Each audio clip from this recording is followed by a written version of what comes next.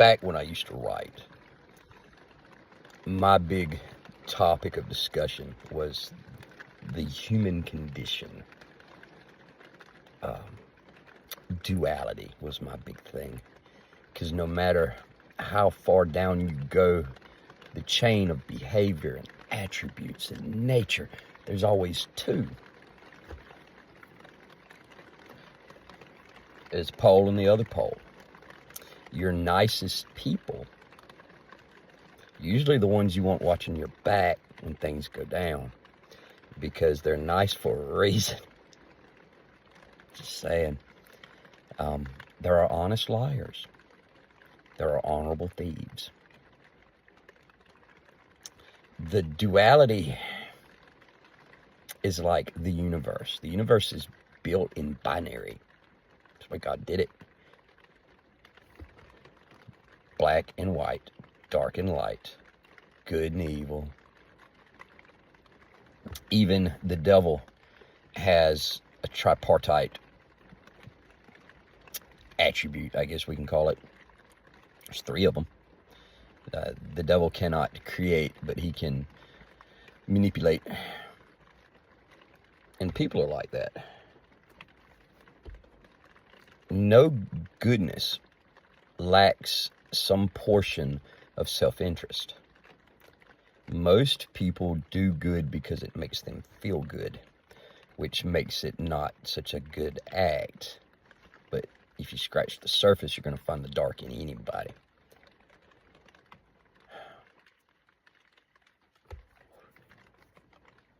Like Christians who go to church because they don't want to go to hell. Or a potential thief who's never stolen because they're scared of getting caught. There are reasons and arguments against to every behavior. And we are born with natures. God gave you a nature just like he made nature. And to go against your nature is depending on the situation, because everything has context.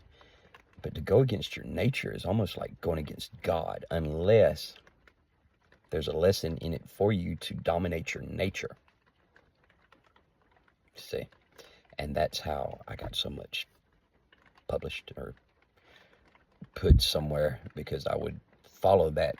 Every essay was me chasing that to the bottom, and there was no bottom. Every time I had thought I had gotten to what I was looking for, my little brain would point me in another direction.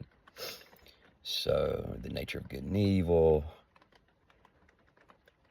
the nature of right and wrong, and that's ethical and moral, societal pressure versus internal pressure, intelligence and recollection. Intelligence, simply put, is the ability to use what's in your environment to get done what you want to get done. And it's all about will. The will is what connects your soul to the universe, your spirit, all of it. Your spirit is your motivation, is your motivating energy, it's your engine, it's the gift of life. And that drive to do would not exist if you did not have an ego, because that is where your will lies. Because it all rebounds back to you at the end. We live our lives experiencing the world and other people in the lights of our own reflection. And that's why we get disappointed in people. We treat other people as if they were roles in a play, and we were playing the role. We expect people to do what we would do in certain circumstances, and when they don't, we become disappointed. Or what we would do if we were them, because sometimes we admire. And admiration is the state furthest from understanding. The more you look up to somebody, the less you look at them. It's a bad idea to have heroes. It's a bad idea to play favorites. It's a bad idea to look up to anybody but God and through his intercessor, Jesus Christ, his only son. But people will let you down because that is what they do. It is part of the state of being mortal. We write checks that our will can't cash sometimes, or we cash all those checks until there's nothing left. I've never gotten that far with it before. I try to be understanding, but the more aware I become, the more aware I become of other people's awareness too. And you know exactly what you're doing, and you push it off. The guilt, because you're scared to feel guilt. Guilt is the proof that you have a soul. Your emotions, you don't have to let them rule you, but damn sure need to let yourself feel them. Don't be them. Just be. Just be. You have a nature. Go by your nature, unless, of course, you're being tested. That's on you. There are people who were born to take bullets for others, and that is their only purpose. But is a hammer lessened for being used as a hammer? No, it's what it's here for. There's no sadness. There's no loss beyond the loss of the person. If that person that they took the bullet for, or jumped in front of a car for, the child they saved, whatever, goes on to do what they're supposed to do. And that's 50-50 shot, because free will is a son of a bitch.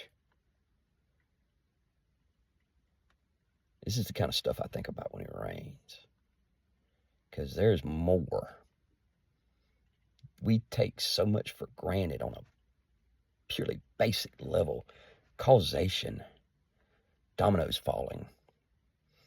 If you think about something deeply enough, you can see the dominoes that it's made of, the events that happen, the books that got written, the lives that got lived. Reaction versus action and the will. That's what it boils down to.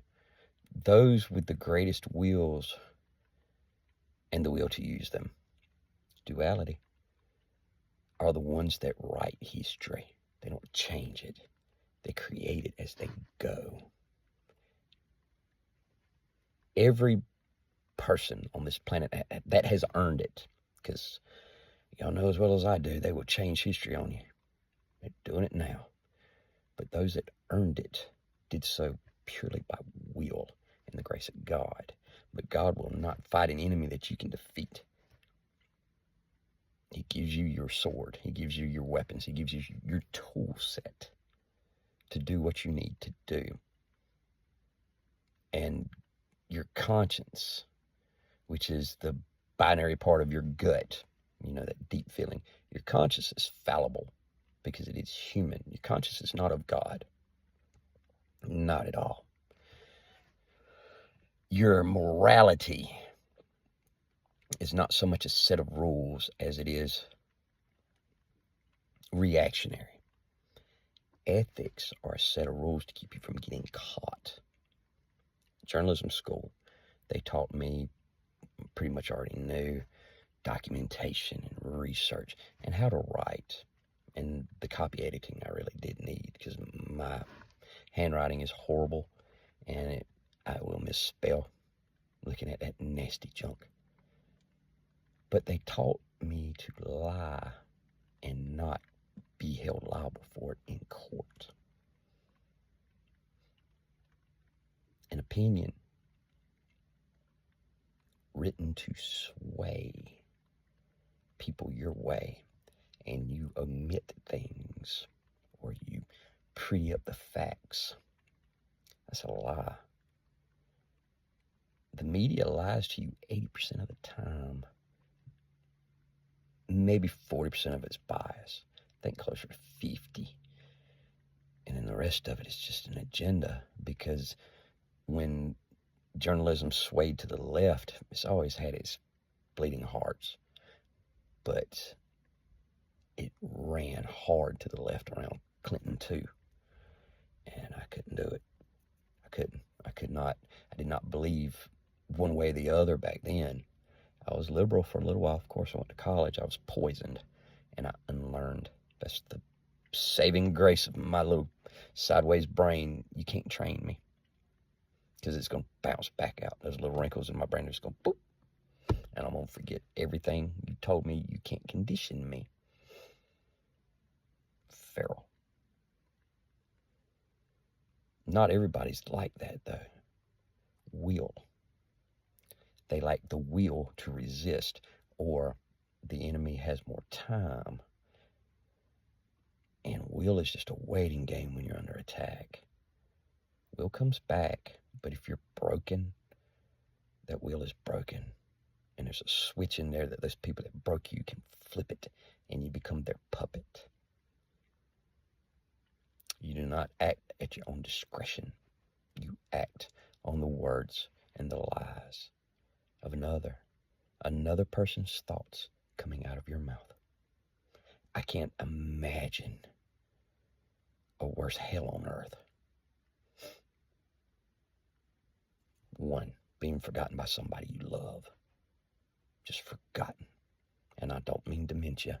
I mean just they change and they rewrite you and you become something else. Dementia does that too. But I mean somebody that you're on a level with, not age-wise. And maybe that's a little late statement in my life to be saying, but it's just that which just terrifies me. 50 First Dates was a horror movie to me. I don't know why it was funny to everybody else. It broke my damn heart.